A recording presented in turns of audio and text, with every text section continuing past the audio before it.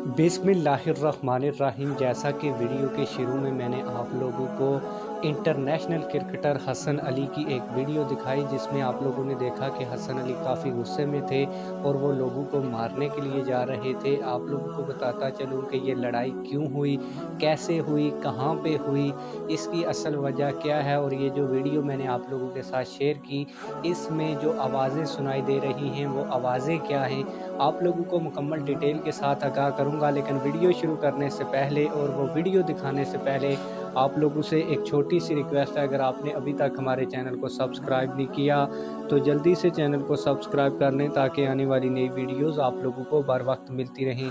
आप लोगों को बताता चलूँ कि ये दिलखराश्ता वाक़या आरफ वाला में पेश आया। आरफ वाला में जब हसन अली ग्राउंड के अंदर खेलने जा रहे थे तो किसी एक शख्स ने बाहर से हसन अली, क्योंकि टिक टाक के ऊपर आते हैं और वो डांस वगैरह खुसरों की तरह करते हैं, तो उधर से किसी शख्स ने आवाज़ लगाई कि वो खुसरा जा रहा है।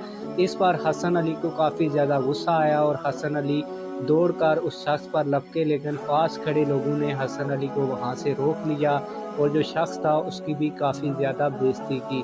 तो आइए असल वीडियो देखते हैं।